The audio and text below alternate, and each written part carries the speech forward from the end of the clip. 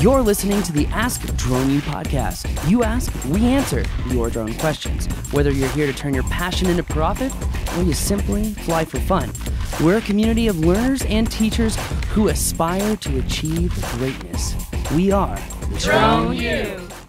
Hey everyone, and welcome to another awesome edition of Ask Drone U. We've got a very special guest today. He has actually written a book that many of the FPV influencers and many of my friends has said that this book is probably the very best resource for learning how to fly FPV drones. In fact, he's making waves all over the Instagram verse, or whatever you want to call it. But I'm very, very excited, sir, to have you on the show today. Who are we talking about? We are talking about Christian Mollica. Sir, welcome to the show. Thank you, Paul. It's great to be on. Oh, no, I'm very happy that you're here. In fact, one of the very interesting points that you kind of brought up in the pre-show is the fact that the DJI FPV drone might be the very worst FPV drone. Is that right? Oh, man, we're going to launch right into it, huh? Yeah, so I do hold the opinion that, well, let me clarify that. I think that if you are serious about getting into acro and you're really determined to learn how to fly FPV, then the DJI drone is not going to be the drone for you. And I say that for a couple of reasons. And like I said to you, Paul, before we got on, I actually am a DJI fanboy myself. I have a lot of DJI products. I love them.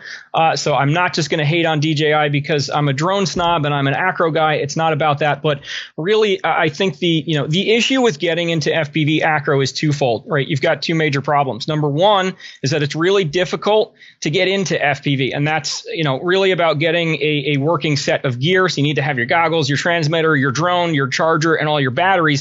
That's difficult to pull together because at the moment there isn't really sort of a one package solution that you can get everything that you need with the swipe of one credit card. Until now. Now you've got the DJI FPV drone.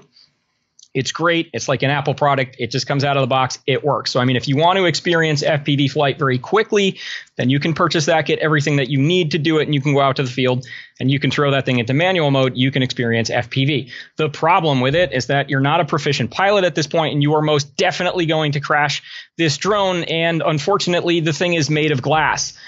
So the acro learning experience is one that is quite long and difficult, and you should go into it with the expectation that you are going to destroy your drones in particular. And it's just not going to be suitable in the long run for you to be sending this thing, back and forth to DJI and paying $250 every time you break an arm in a relatively modest crash. So it does a great job at like being an RTF package. Again, you can get everything you need in one step, but then the realities of the FPV hobby, it does not address at all. And furthermore, I think actually exacerbates that issue, which is the reason why I say, although it's an attractive option up front, it's not going to be the best for you in the long run. Which is important because I think I've even said myself on my own show that I thought the DJI FPV was kind of a great segue and transition for people to be able to experience that kind of FPV look. But when it comes to acro, when it comes to being able to fly barrel rolls, freestyle FPV, get the really cool shots that kind of make you feel like you're watching Top Gun in a whole new way. I mean, it's really not good for that, but that also kind of explains why FPV Flight Dynamics, the book that you wrote, is what it is because we are in an FPV environment where you can't buy a ready-to-fly drone, where you are really, you're not just trying to figure out how to build a phone, kind of like as your Apple example, because you're faced with so many nuanced aspects of building a drone, finding the right ESCs, how many amps, what is the, amperage of the ESC to the size of the motor to the size of the prop, and how does that equation, equate to how I'm going to be able to fly, right? I mean, this is kind of the idea of writing the book. Is that right? Yeah, I mean, you bring up a lot of excellent points there. And, one of the analogies that I constantly use throughout the book is that the process of learning to fly FPV is in a lot of ways like learning how to play an instrument. And I make references constantly to playing the electric guitar. So learning how to play or learning how to fly an FPV quadcopter is a lot like making a visual kind of music. So now the issue with that is imagine, how difficult it is to learn the instrument of guitar in the first place, all the musical theory that you have to understand, the technical proficiency with your fingers. But now imagine if every single time you picked up that instrument, there was a very high probability that the neck was going to snap in half. And now you also needed to understand, about woodworking and gluing the damn thing back together and retuning it and all of that stuff. So there's just a whole slew of problems that are surrounding getting into FPV that goes way beyond just learning about, the theory of flight dynamics and how to actually manipulate the sticks.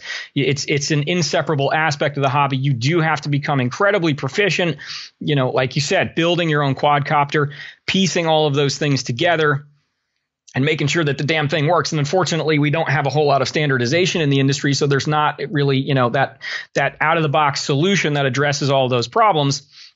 And is also something that's going to be durable and very easily repairable. I think we're approaching a solution at some point in the future. Really, what the hobby needs is just to have a completely modular system. So it can still be a high performance quadcopter. It's probably still going to have a carbon fiber frame. It's still going to be very durable, but it's going to have electronics that are just going to plug in, and there's a guaranteed compatibility there. So if you burn a motor or something, you just unplug it from the ESC and plug it back in. I really don't think FPV is not going to have a chance at going mainstream and really attracting a mainstream audience until it gets to that point. But I do think that that's something that would be on the horizon for sure. Let me just ask you really quick as a kind of a switch track, but how big do you think that the FPV industry is? Because I know you said that FPV really won't go mainstream. I'm like, wait, has FPV not gone mainstream? I see so many people picking up FPV quads all the time that I wouldn't trust them with a Phantom, I mean, and then that brings up, what's the standardization of teaching people who have never flown FPV before to flying FPV, right? Because when people learn how to fly, like on our side, most of our students, if they freak out, we always teach them two things. Thing number one is thumbs up, Buttercup, because you can't hit anything if you fly over it, right? But number two is if you freak out, just stop moving the sticks, right? The drone comes to a stop. With FPV, I mean, every single minute movement is drastically exacerbated in the aircraft, making it really hard to learn to just kind of fly and chill, right? So between all these things that you have to learn and then learning how to fly it, it seems like your book is really kind of a necessary resource. Excuse me. Yeah.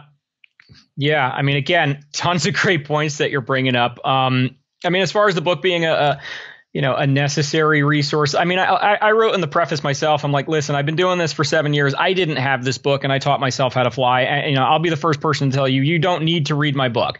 If you want to go out and you want to try to piece together a fundamental understanding of FPV on your own, then you can absolutely do that. But it's going to require you to spend, an inordinate amount of time searching the internet for all these disparate pieces of information. And then you're going to have to kind of, stitch those pieces together for yourself. Alternatively, I mean, you could pick up a copy of my book.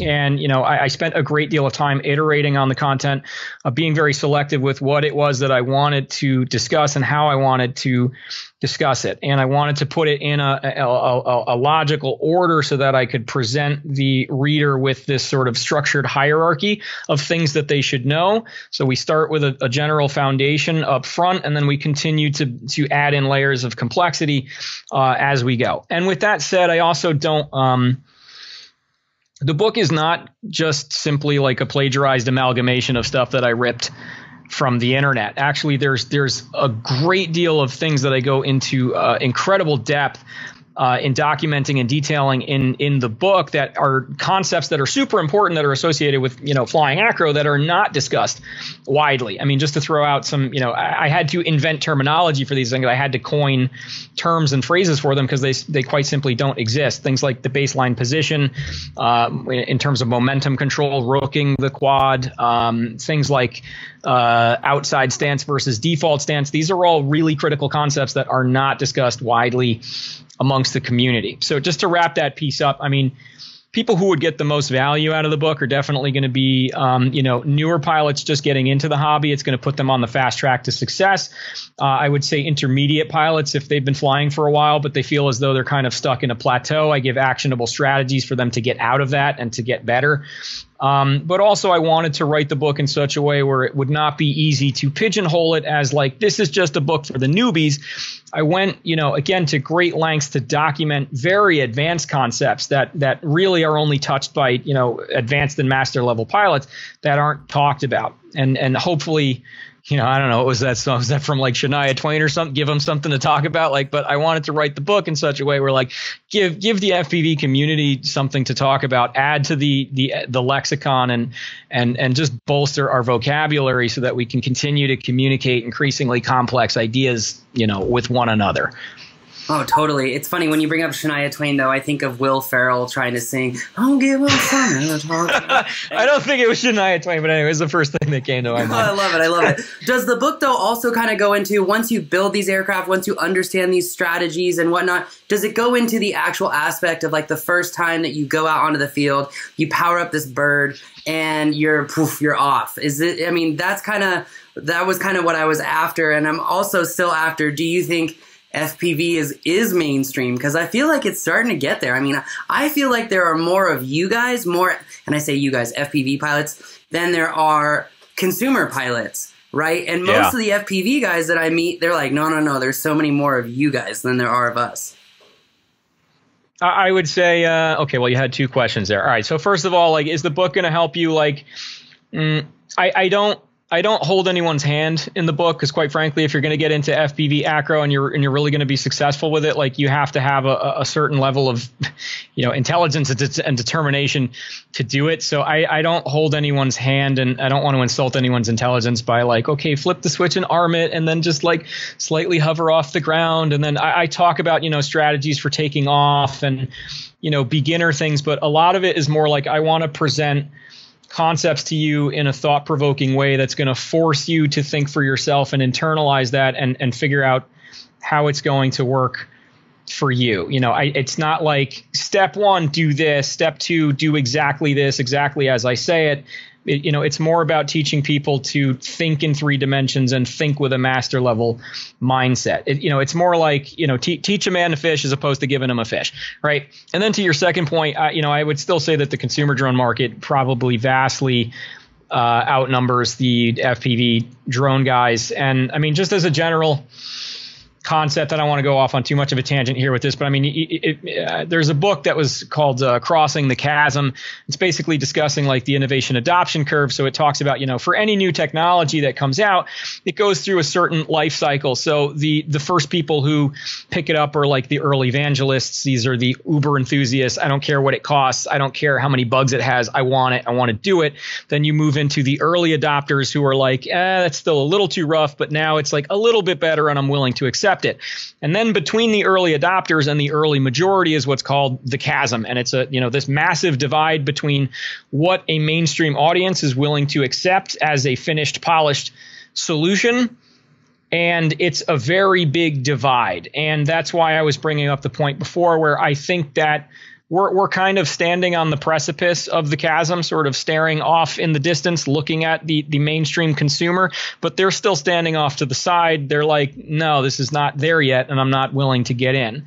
And to that point, we're not going to get there until we have specifically a modular quadcopter system that's going to be totally plug and play. And that's not it's a completely new and novel idea. There's been a lot of companies that have tried to do it. I could rattle off a number of failed products. But if it was done in the right way, I think that's really what people would need to finally commit to it and be okay, now it's time for me to get in. And we're not there yet. It's not mainstream by any means. Gotcha. And I mean, you think that DJI's release of the FPV drone, which is probably an attempt to bridge that gap, cross the chasm, as you would say, I read that book 10 years ago, and now I'm you know what, I need to go reread that book.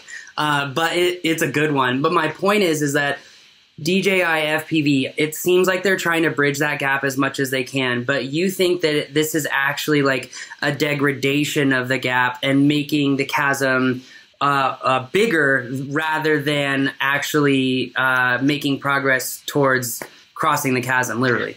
I wouldn't necessarily say that, and don't get me wrong. I think that the DJI FPV drone is a phenomenal thing for the FPV hobby. I'm happy that it exists. I'm glad that they put it out because, when the 800-pound gorilla in the drone industry, stakes a claim in a big way and puts out their own FPV drone, that draws a lot of attention to the world of FPV. And, the only reason I pick on DJI, and I mean this sincerely, is, it's like when your dad says to you, like, I'm not mad, I'm just disappointed. When I look at the DJI FPV drone and I'm like, there's only a handful of companies in the world that are probably capable of, throwing the resources necessary to solve this problem in a good way. DJI obviously being one of them. And for me, when I'm like, you have unlimited resources and you have an army of engineer and product designers, and when you put something out that just kind of fundamentally misses the mark, it's disappointing. And this is I'll give you an analogy here. This is the problem with DJI trying to produce products for FPV, and specifically an FPV drone. The issue with it is that they're trying to apply the same cookie cutter formula that has been wildly successful for them with their other models in their lineup, the Mavic, the Phantom, the Inspire, etc. They're trying to take that same sort of like, uber polished Apple consumer product approach and apply it to FPV. And the issue with that is that, FPV is like this wild animal. Okay, it's a tiger, and you got a company like DJI that wants to take that tiger and shrink it down and domesticate it, and then they just want to like have it come out of the box and sit in your lap so that you can like pet it and stroke it and do nice. But eventually the thing's going to turn around and it's going to bite you because it's still a damn tiger. So as opposed to developing a product in such a way where they think it's what the idealized vision of the product should be, they should actually be focusing on the real issues at hand and focusing on solving those problems, addressing the fact that the tiger is a tiger, make the product to suit the actual, needs of the customer. And that's the problem with the DJI drone, is that it doesn't really solve any problems. It's not making it any easier for you to continue to advance in your piloting skills, because it's not making it any easier for you to maintain a functioning drone. It makes it easier to get in the air, because it's like, hey, in one box, I have nothing. Now I have everything. Okay, that's great. But now you're up in the air for 2 minutes. You're going to crash your drone. And now what do you have? You have an expensive paperweight, and you're not going to be able to learn by, sending the thing back and forth, for $250 repair bills every time. It's just not going to work. No, that's a very good point, because I wanted to ask, okay, well, what are these problems? And obviously, one of those problems is the fact that, look, FPV drones crash, especially if you're pushing the envelope, especially if you're trying to fly in the way that most FPV pilots do. Yeah. Are there other problems, though? I mean, obviously, you break it and it's irreparable, right? Which is also something that's really not new to DJI. I mean, I feel like DJI created the environment so that they could create Carefresh, but who am I? So anyway, my question though is what other problems do you think that the DJI FPV drone kind of fails to hit? I mean, nothing specifically. Like I could nitpick its performance and say it's too heavy and blah blah blah. But I mean, that's to be expected, and there's nothing necessarily wrong with that. There's nothing wrong with its performance envelope. Really the issue with it is that it fails the durability test. Like it's just not addressing the fundamental problem that you will crash it, it will break. And, instead of opting for a carbon fiber frame and steel hardware, which would be the optimal choice for this application, they don't want to do that. So they make it from molded plastic, because that's what fits, again, their idealized vision of what the product should look like, as opposed to addressing the realities of it and just going with a stripped down, bare bones, rally car look. They're trying to put out a luxury SUV with all the bells and whistles. But at the end of the day, like, the reason why people are drawn to FPV is because it does give you that allure, that promise that when you master the machine, it grants you the ability to quite literally transfer your consciousness from your physical form and into the quadcopter. It becomes an avatar, and you are in essence like a low-level cyborg at that point.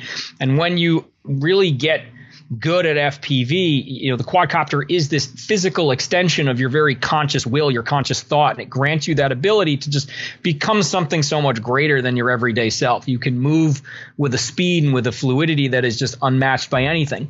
And we have the technology now that you can throw it in your backpack, take it out to the park, and you can experience flight. This has been the dream of mankind since the dawn of time, and now we have that ability to do. Like, if you want that is truly the allure of what FPV is. And there's nothing that's ever going to, like I write about in my book, I say there in one particular line, there's nothing that you can do to make it safer or easier. And it's hard to imagine any sort of crash mitigation feature that wouldn't completely neuter the FPV experience. It's either going to have to come at the expense of the quadcopter's performance, or it's going to have to come at the expense of your control. And it's really the combination of those two things that makes FPV what it is. So if you're going into FPV with the sense that why can't they just make this easier, then you're looking at it from the wrong perspective then. Gotcha. No, it's extremely eloquently said when you mention how it's essentially an extension of your consciousness as you're flying, because it's so difficult to explain to people this flow state, this meditative state that you do get into when you're in that level of flying. And I really relate to that, especially because as I got in this industry, it's mostly in action sports. So I had to always fly DJI drones as if they were FPV drones, because I'm solely focused on the subject, at all times. But that said, I know a lot of your book is really about flying acro mode, that true freedom of flight and the ability to do kind of the cool stuff, the barrel rolls, the stalls, etc.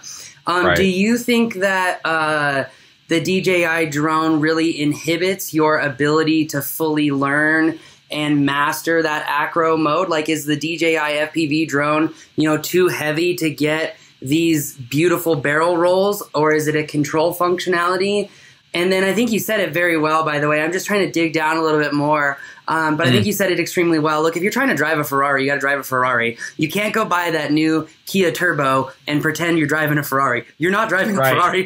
You know what I mean? Right. And I love that analogy because I've watched people who have never flown FPV, hold the DJI FPV remote. They want to go full acro, right? They go for the M button. They're not ready for it, and they are just sinking to the ground, I mean, it almost happens every single time. So is that drone just really not allowing you to fully understand the capacity of acro mode and the ability to fly in those very cool kind of freeing ways? No, I mean, I would say okay, so that's an interesting point. The FPV drone is the DJI drone is, for all intents and purposes, it is a true FPV drone, right? It has a very high performance envelope, considering other, more consumer models. So, I mean, in terms of its powertrain, it does have enough power to do what you want it to do. I've only flown it quite literally once, so I only have about 3 minutes of experience on it. So take whatever I say with a grain of salt. I've seen other pilots perform with it. It's a little heavy and it's a little sluggish, but I mean, if you know what you're doing, you can fly it and you can have a full acro experience on it. It does have a high enough thrust to weight ratio to make it capable of performing acrobatic maneuvers, just like, an FPV mini quad, would do, like a home built freestyle quad. It's not going to be as powerful and as light, obviously, but it will still definitely, to experience FPV for sure. No, I think it's honestly awesome, man. So where can people find your book if they want to learn more? Because a lot of people are calling your book the definitive guide to learning how to fly FPV, learning how to build and fly FPV drones. So if they wanted to get a copy of your book, where could they go? And how can we get our hands on it? Oh God, it's everywhere at this point. It's up on Amazon worldwide. You can get paperback copies for $29.99 on Amazon worldwide. It's also in Get FPV, Race Day Quads, Rotor Riot, Pyro Drone. If you want to go support, our FPV shops, definitely go to them. All the copies that they're selling are actually all personally signed by me anyway. So go to them. Don't go to Amazon. Get it from them. If you want, immediate gratification and you want to get the ebook version of it, there's There's downloads available for $9.99. You can get that on Amazon Kindle for PC. If you have a Mac Apple device, it's on Apple Books, and then it's also on Google Play Books, and it's available in like I don't know 160 different countries around the world and pretty much everywhere. I actually just today is the 6th month of publication, and I actually am just approaching the 3,000th copy sold. So for a self-published title, that's like considered to be like a grand slam home run. So I'm just really, really happy with how it's been going and all the positive feedback that it's gotten. I get so many awesome reviews, and people reach out to me directly. They send me emails and they talk about how it's really helping them get up in the air and really experience FPV and sort of wade through that awful masochistic minefield that this hobby really can be. And that is something that, honest to God, is very truly, fulfilling to me, to be able to make that connection with, the reader and actually help them to get where they want to be. I just am someone who's genuinely passionate about flying FPV. I've been doing it for years. I love it to death. I'll probably never stop doing it. And, just to be able to get someone else to, help push them and prod them along and keep them going. It's really fulfilling. So, yeah. Been great. Doing it for all the right reasons. I think everyone who's watching, listening, you've got to pick up that book. It's totally worth it. And Christian, I wish you all the best of luck, my friend. And seriously, there's probably a lot that I have to learn from you, in all honesty. So thank you again for your time. No, thank you, Paul. I really appreciate it. Well, that's going to do it for us today, everyone. Please check out that book. I promise that you'll have a little bit of fear of missing out if you don't pick up a copy of that FPV Flight Dynamics, because frankly, the depth of that content is seriously unparalleled. And that's why we wanted to bring him on the show, because frankly, there is no better resource. So make sure you check that out. That's going to do it for us today. That's going to do it for 300 pages of content, baby. I love it. I love it. That's going to do it for us today. Thanks again for joining us. As always, this is Ask Drone U.